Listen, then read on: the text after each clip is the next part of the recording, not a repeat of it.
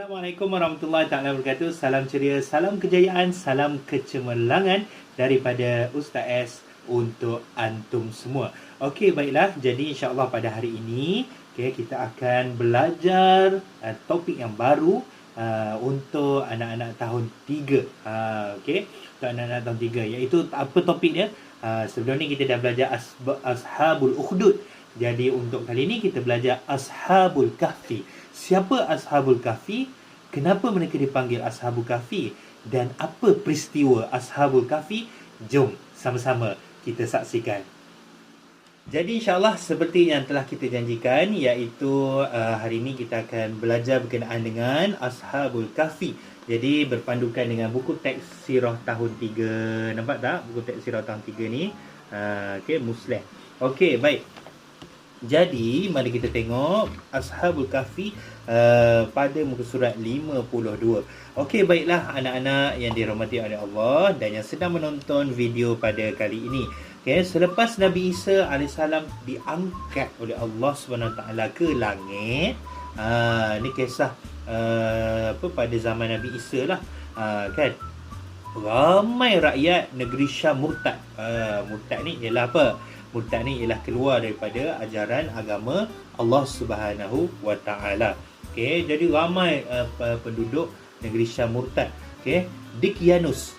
Pada ketika itu raja yang memerintah ialah bernama Dicyanus.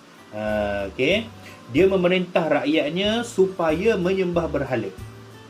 Ada riwayat yang mengatakan dia minta rakyat dia supaya apa? Supaya dia rakyatnya menyembah dia, sebab dia adalah Tuhan bagi dia lah. Okey, bagi dia Tuhan, dia kata. Okey, tapi dalam buku ni dia kata menyembah berhala, sembah pokok dan roh nenek moyang. Maknanya roh-roh nenek moyang tu dikira Tuhan lah. Okey, jadi dikira Tuhan. Jadi Raja Dicyanus ni suruh semua rakyatnya menyembahnya. Kan, maknanya bukan sembah Allah lah. Dah dia salah lah di situ, kan. Okey, baik. Mereka yang ingkar akan dihukum bunuh terus. Memang dia akan bunuh terus. Macam-macam cara dia bunuh, dengan cara yang kejam. Bakar ada, tikam ada, pancung ada, macam-macam cara lah. Kan.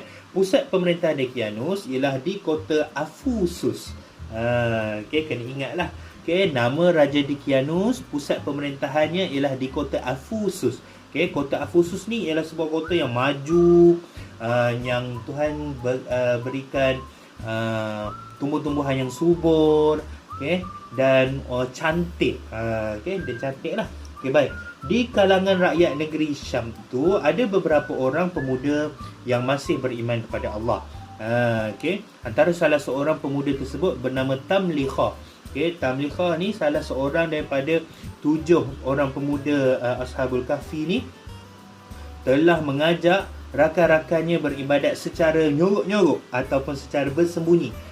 Maknanya dia ajak kawan-kawan dia sampailah 6 orang. Hai, bukan 7. Okey, dengar, belum lagi ya. Sampai 6 orang ni dia ajak-ajak. Kemudian mereka pun beribadah, tetapi akhirnya kantoilah dengan raja. Kantoi dengan raja. Okey, maka mereka ini ditangkap dan dipenjarakan. Okey, dan dipenjarakan sebelum mereka dihukum bunuh. Sebab memang siapa yang beriman pada Allah dan beribadah dan menyembah selain daripada raja, selain daripada nenek moyang, selain daripada roh-roh, maka dia akan dihukum bunuh. Okey, baik. Kemudian semasa dipenjarakan, mereka ni tetap beribadah pada Allah. Okey, beribadah, merintih, memohon kepada Allah SWT dan sebagainya, kan. Dan akhirnya ia membuatkan pengawal yang mengawal mereka di penjara tu jatuh hati, tersentuh.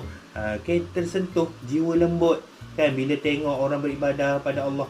Dia rasa macam, oh, aku dulu macam ni lah. Tapi sebab dia murtad, kan. Tapi lepas tu dia rasa tersentuh dengan ibadat pemuda tadi dan terpanggil untuk beribadat kembali kepada Allah SWT. Lalu apa tindakan pengawal tadi? Pengawal tadi pun apa lagi? Dia pun melepaskan Ashabul Kahfi. Bukan Ashabul Kahfi lagi. Dia melepaskan pemuda-pemuda yang ditangkap tadi, yang dipenjara tadi, dia pun melepaskan, dan akhirnya apa? Dia pun ikut sekali. Pengawal penjara tadi tu pun ikut sekali. Bila ikut sekali, maka cukuplah 7 orang. Kan? Bersama dengan seekor anjing. Dan riwayat ada yang mengatakan anjing, ada yang mengatakan anjing dengan namanya, kan. Tapi nama buku ni kita tengok dia tulis bernama Qitmir. Anjing bernama Qitmir. Ikut mereka terus bersembunyi, jalan lari, keluar daripada kota, kemudian cari gua senyorok. Mereka beribadah di gua itu dan berdoa kepada Allah Subhanahu wa ta'ala. Apa doa dia? Ya Allah, ya Tuhan kami, berilah kami rahmat dari sisimu dan berilah kami petunjukmu dalam urusan kami ini. Doa ni pun kita boleh amalkan apabila kita ada masalah, kita blur, kita tak tahu nak buat apa, kan. Minta Allah SWT dengan doa ni lah. Ya Tuhan kami, berilah kami rahmat dari sisimu dan berilah kami petunjuk dalam urusan kami ini. Oleh kerana terlampau letih, berlari, berjalan tak berhenti, makan pun kurang, akhirnya bila mereka sampai ke dalam gua tadi, mereka pun Allah takdirkan tidur dengan senyenyak-nyenyaknya. Sedap tidur, kan, dengan senyenyak-nyenyaknya. Dan akhirnya dengan takdir Allah Subhanahu Wa Taala, Allah buatkan mereka ini tidur sehingga 309 tahun. Punyalah lama, 309 tahun. Kan, 309 tahun adik-adik yang dirahmati oleh Allah. Lama mereka tidur. Mereka bukan mati, tetapi mereka ditidurkan oleh Allah Subhanahu Wa Taala. Baik, sepanjang waktu tersebut apa yang berlaku, dan selepas itu apa yang berlaku, nanti kita akan saksikan untuk bahagian yang kedua, Ashabul Kahfi. Ingat adik-adik, cuba amalkan doa yang Muallim sebut tadi, supaya kita ni dapat petunjuk daripada Allah Subhanahu Wa Taala. Jangan lupa kita belajar sirah untuk kita tahu kisah-kisah dan untuk kita amalkan apa yang baik. Wallahu alam. Assalamualaikum warahmatullahi taala wabarakatuh, dan bye bye.